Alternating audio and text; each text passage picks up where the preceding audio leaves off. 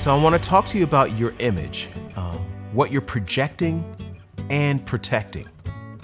So how are you currently representing yourself? What do you really want to attract when it comes to the people that are around you and the goals that you have for yourself?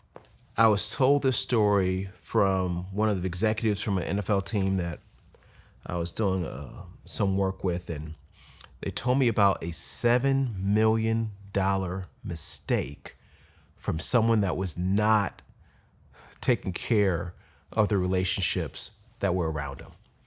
So this was a person that wanted to play in the NFL. They were going through the NFL draft process, and they started posting some things on social media. And of course, through the draft process, the NFL literally will scour through everything, that every social media account that you have, all your alias accounts, they can track everything. And this particular player posted a picture and tagged their girlfriend. So as a part of the vetting process, if a team is going to draft you, they want to also know, okay, who are you also associated with?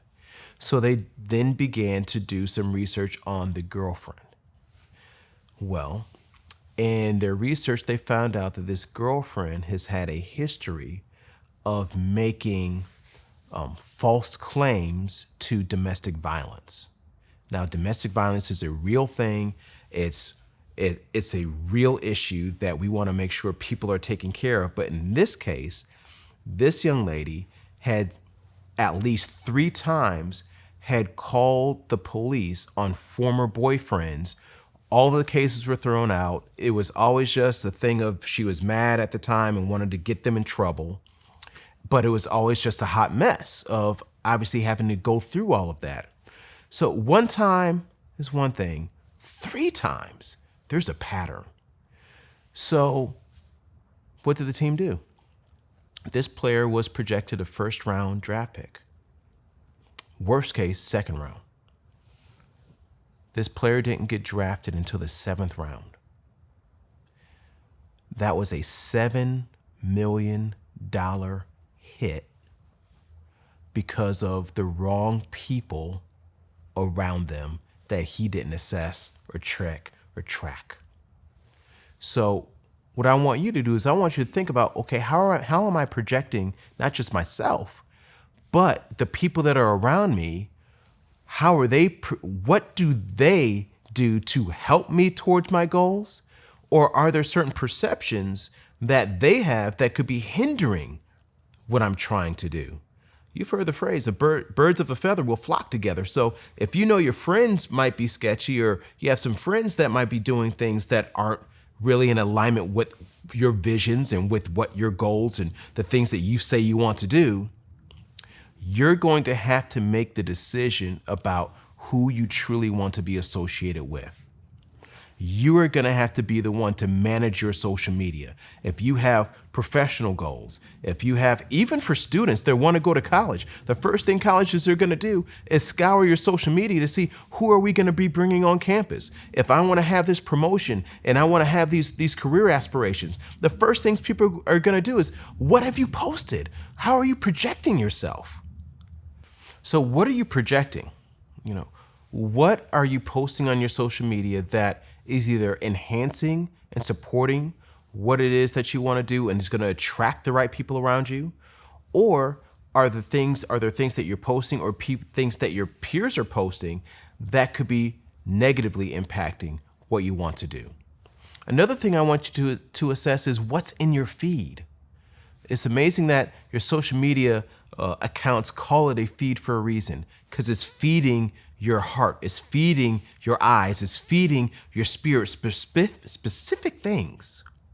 And are those things helping you? Do they represent who you really are? Can you give your phone to those you love? I can give my phone to my wife, to my daughter, and I don't have to turn anything off. You can see who I follow on social media, and there's nothing in there that would challenge my integrity as far as me wanting to be the best husband that I can be, and being a great dad and wanting to do all the other things that I want to do, there's nothing in there that is going to impact my integrity in those spaces. So how are you protecting your own heart? Are you allowing social media to be something that is a value add? Or is it an escape that could be pulling you away from the things that you say are really important to you? How are you protecting your heart? And what are you doing to keep yourself safe so you're equipped to go towards the things that you say you're passionate about? If you can't give your phone to someone else, then there's an integrity issue. If a profile comes up that challenges who I am, and I'm honest with you, I block that profile. You know, sometimes you do a search for something and something will come up. I don't just, I don't want to look at that. I will block it because subconsciously I might remember the name of that person or the name of that account. And in my moment of weakness, and I know we all have them from time to time, I may want to just do a quick search and just see what they're talking about. Or let me go see this picture really quick. In order to protect myself from myself, I will block the account so I don't give myself permission to even see it. And in order for me to see it, I have to take an action step to unblock it. So I'm creating another safeguard within myself, even in that moment of weakness. I can't do it. It's not worth it. My integrity, my heart, my values, my dreams, my vision is more important than that profile. I don't send any direct messages to anyone inappropriate. None at all.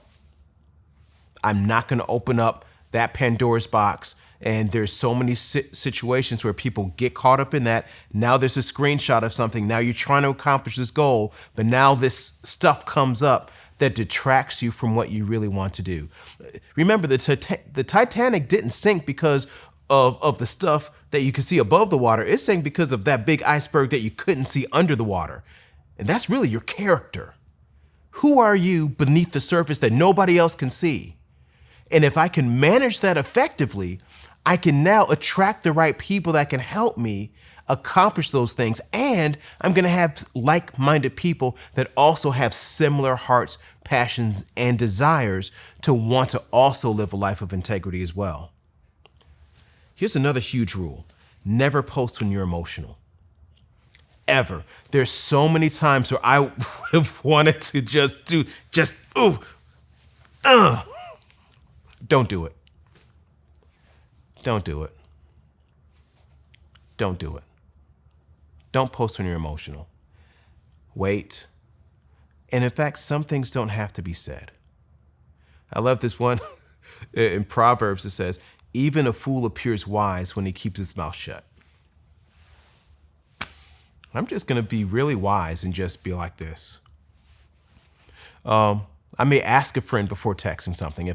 If you have a question, ask somebody that's around you and say, hey, I was thinking about saying this. What do you think? And allow that to be a good sounding board to get it off your chest, but also to get someone that you trust to speak into you to help you navigate what should be said if something should be said. And lastly, try to find a spot. You know, if I'm trying to find a spot on a team, on a college program, a job, I'm looking for the scholarship, and all these people are looking and scouring the internet to see who I am. What am I about? Less can be more. Whatever you're doing, make sure that what you are posting and what you're doing and how you're managing yourself online and managing your peers online, all of it should be helping you accomplish what you say is important to you.